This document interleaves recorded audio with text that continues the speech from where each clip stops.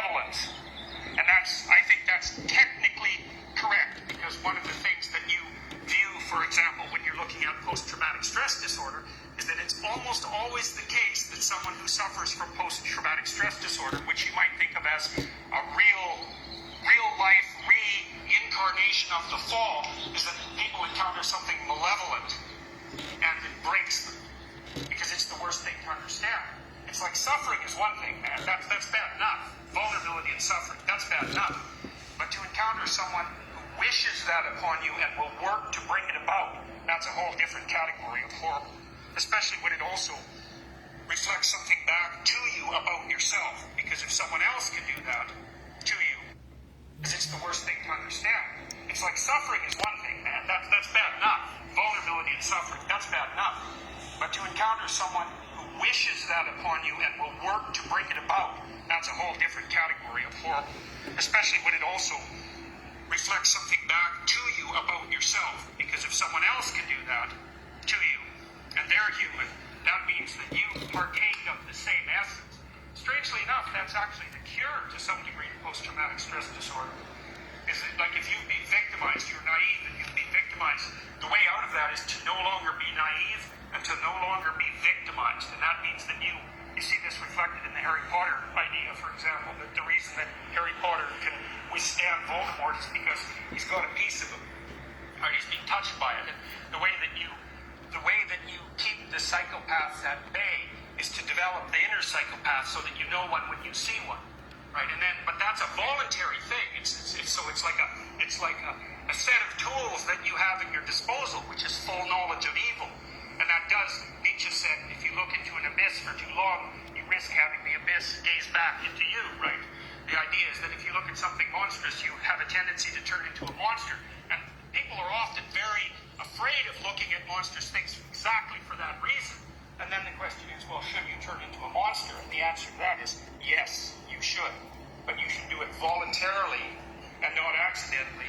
And you should do it with the good in mind, rather than falling prey to it by possession, essentially, because that's...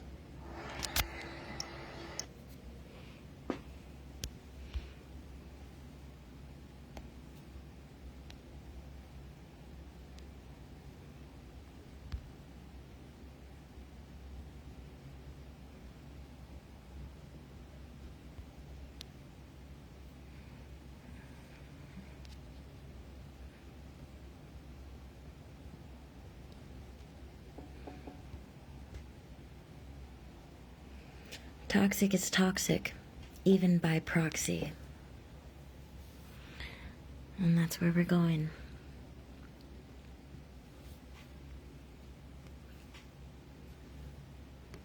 One more. Reactive abuse. The abuser abuses you. You emotionally react, and they blame you for emotionally reacting.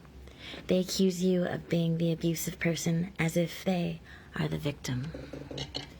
And welcome, welcome, welcome.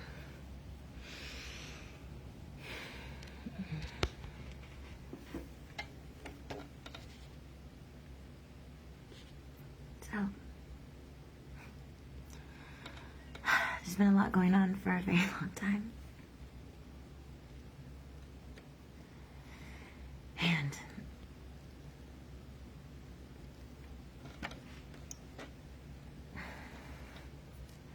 I needed to stop.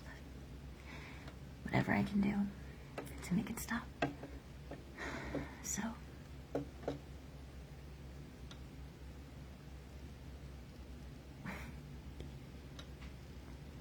more of the truth.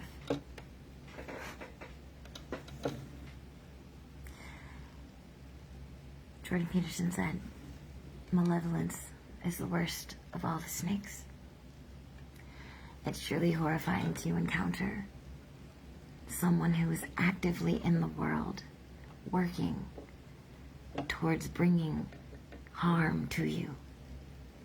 It is profoundly unsettling, unnerving, and frightening to encounter a person who is actively putting time and energy into bringing about harm or destruction to you. Yeah. It is.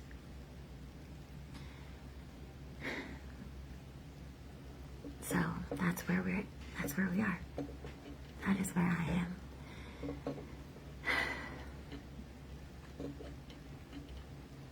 So, no more. But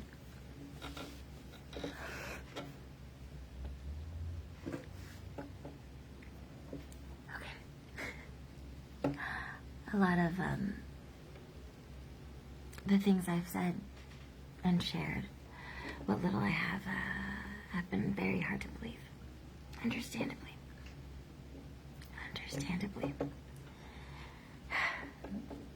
So,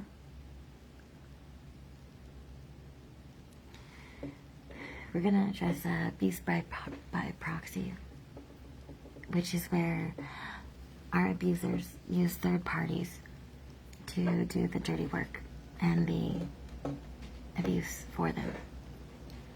So other people are employed to abuse the victim, as well as looking at engineering circumstances and situations for the victims to be abused. This is really important for us to be able to address this, because if anyone can see this and they can see what is happening to me, and they can see it wherever it's happening.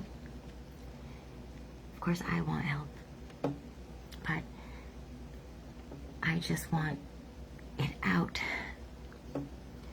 So, third parties used to abuse the victim, carefully crafted circumstances and situations planned for the victim, and it's repetitive. It's done over and over and over to the victim, and typically personal in nature. So, surrounding personal relationships with people over and over again.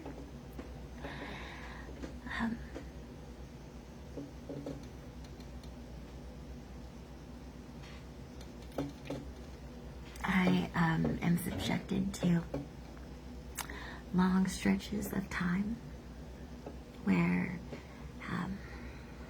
I am abused in a myriad of ways by quite a lot of people at the same time.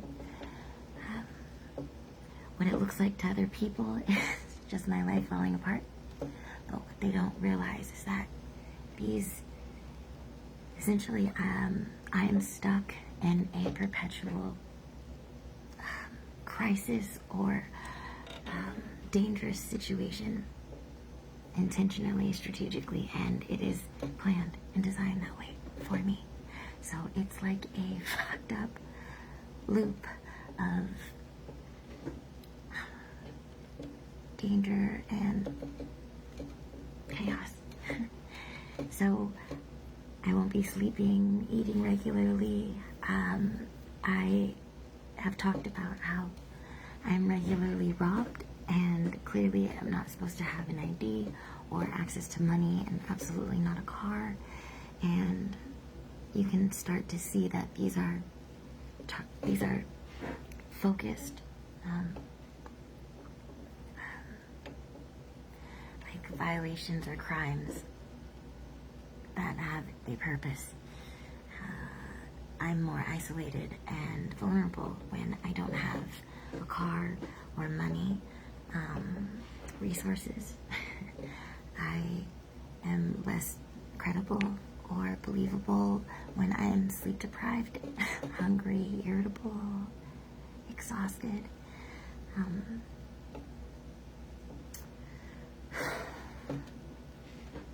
So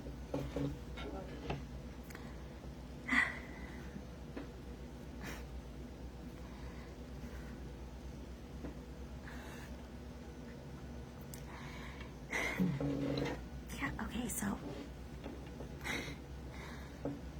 it's really hard for me to talk about this stuff. I talk a lot, but it is really hard for me because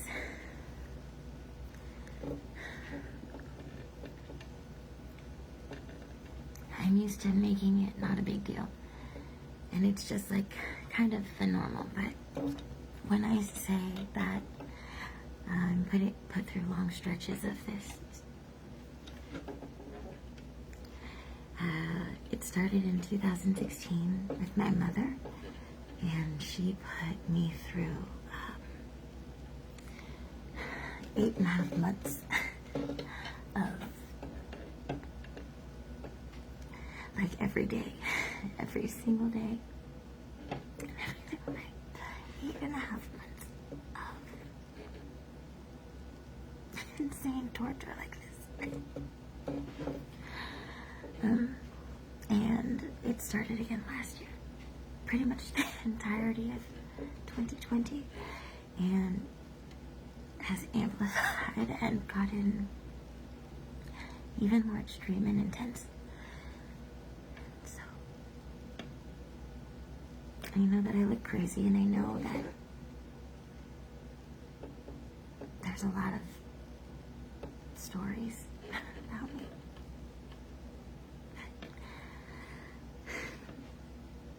So, we're gonna look at Sam Bankin. He's gonna break it down.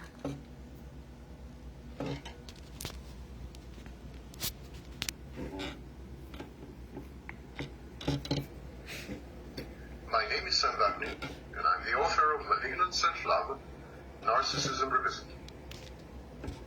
If all else fails, the abuser recruits friends, colleagues, mates, family members, the authorities, institutions, neighbors, the media, teachers, in other words, third parties, to do his bidding.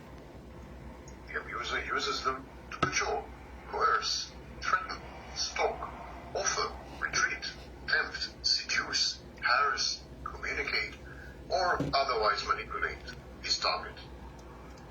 The abuser controls these unaware instruments exactly as he plans to control his ultimate prey. In both cases, he employs the same mechanisms and the same devices. And he dumps his props unceremoniously when the job is done. One form of control by proxy is to engineer situations in which abuse is inflicted on another person. Such carefully crafted scenarios of embarrassment and humiliation are meant to provoke social sanctions, condemnation. So, as he's saying, you recruit basically anyone and everyone in their social group, your social group, neighborhoods, systems, and then you look at the engineered situations and circumstances that the victims are put in, and those are to bring about essentially like public humiliation. And so you can look at my YouTube videos as a form of that. Because of the abuse, I was forced to often go live, and I look crazy. I'm exhausted, and I'm trying to stay safe, but I'm on display. And it's embarrassing and humiliating beyond belief, despite how hard I try. So, opprobrium, or even physical punishment against the victim. Society, the social group in this case, become the instruments of the abuser against the victim. Abusers often use other people to do their dirty work for them. These, sometimes unwitting accomplices, belong to three groups. The first group is the abuser's social milieu. Some offenders, mainly in patriarchal and misogynist societies, co-opt family members, friends and colleagues into aiding and abetting their abusive conduct. In extreme cases, the victim is held hostage, isolated, and with little or no access to funds or transportation.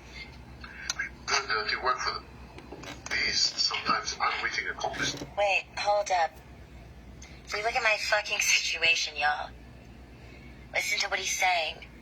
Using third parties, other people, to do their dirty work, to aid and abet in their abuse. And in extreme cases, they are held hostage. There's a lot of ways to hold people hostage, but you primarily can hold them hostage by making sure that they have no access to money, funds, or transportation. Yes, huge. So, belong to three groups.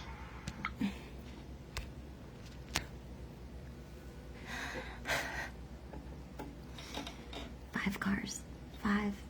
Five cars this year were taken from me. 5.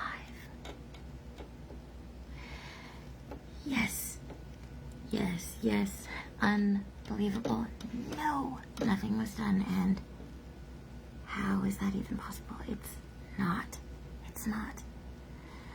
2 of the cars were out of my possession within 24 hours of me getting them.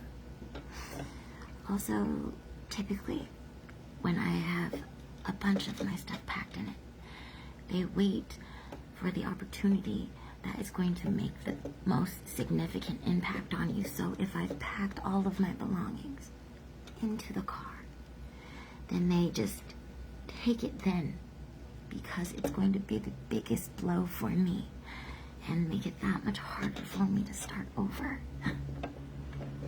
So that's what they've done. The first group is the abuser's social milieu. Some offenders, mainly in patriarchal and misogynist societies, co-opt family members, friends, and colleagues into aiding and abetting their abusive conduct. In extreme cases, the victim is held hostage, isolated, and with little or no access to funds or transportation. Yes. Often the couple's children are used as bargaining chips Or brother. or leverage in such a dispute.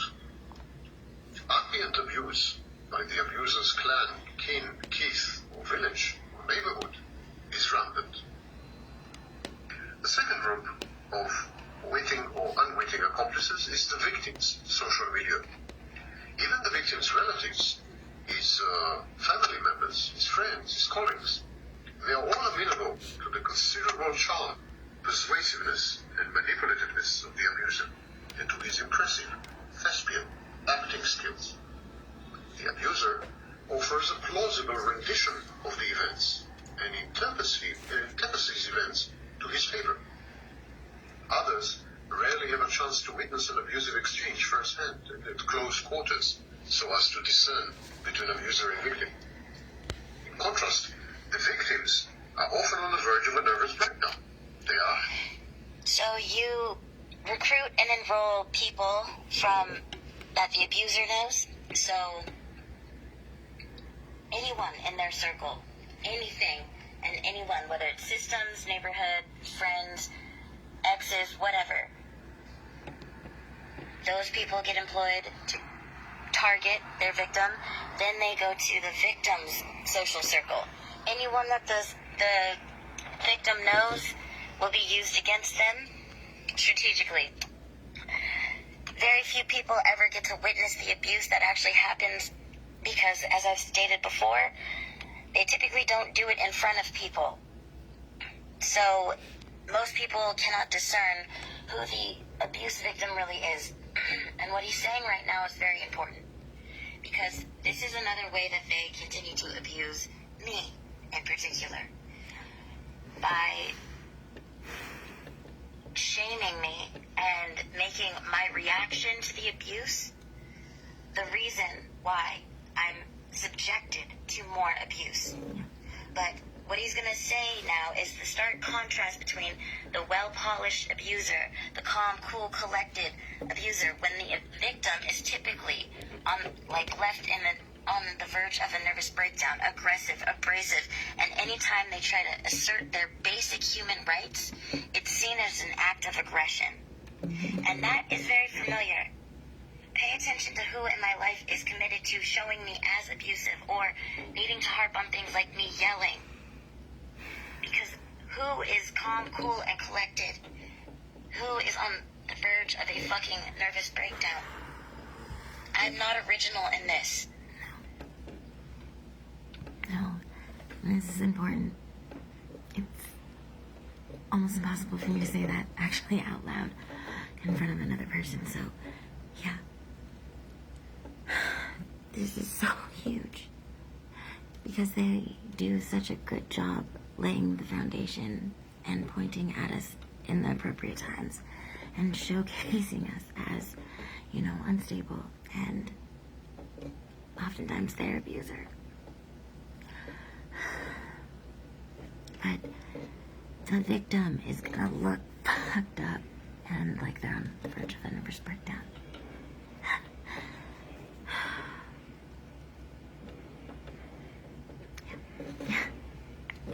Terrorist unquoted so as to discern between abuser and victim.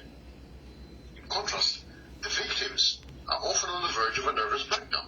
They are harassed, unkempt, irritable, impatient, abrasive, and hysterical.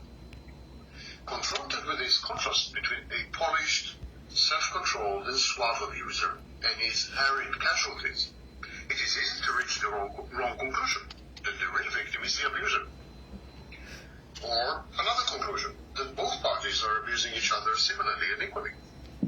The praise acts of self-defense, assertiveness, or insistence on her rights are interpreted as Depraved acts of self-defense or insistence on her rights are interpreted as aggression, anxiety, or a mental health problem. Thus we come to the third group of accomplices and collaborators, aiders and abettors, the system. The abuser perverts the system. Therapists, marriage counselors, mediators, court-appointed guardians, police officers, judges, they all end up upholding the abuser's version and helping him in further abusing his victims.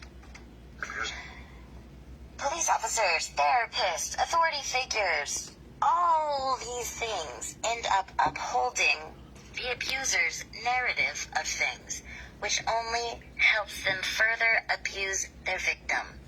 It uses them to pathologize the victim and to separate her from her sources of emotional sustenance, notably from her children, and then from her family, and then from her friends and colleagues. Forms of abuse by proxy include socially isolated. Okay, so forms of abuse by proxy include. Can I pull some moments from my life that I know it sounds fucking nuts and unbelievable? Oh my god. But can we see examples? Have I talked about any of this? What do they do? Isolating and excluding the victim by this family and then from her friends and colleagues. Forms of abuse by proxy include socially isolating and excluding the victim by discrediting her through a campaign of malicious rumors. Sexually isolating and excluding them. So isolating them and basically exiling them through a malicious campaign of rumors. Discrediting them. So you isolate them and you exile them by way of malicious rumors. Right? Okay, great. That's been happening. Smear campaign. Harassing the victim by using others to stalk her or by charging her. Harassing the victim by using others to stalk her or by charging her with things that she didn't commit. So, have I talked about being stalked? Yes. Having people use third parties to stalk me? Yes.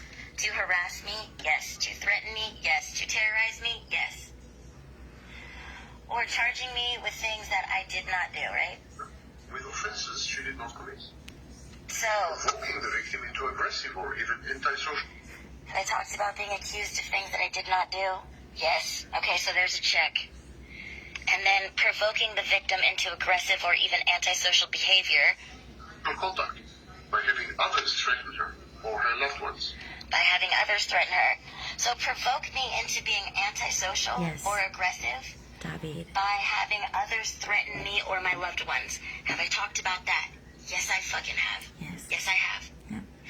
You become antisocial because you don't want to put people at risk. Yep. And they will become at risk to either be used against you, to hurt you, or they will be threatened. Yep.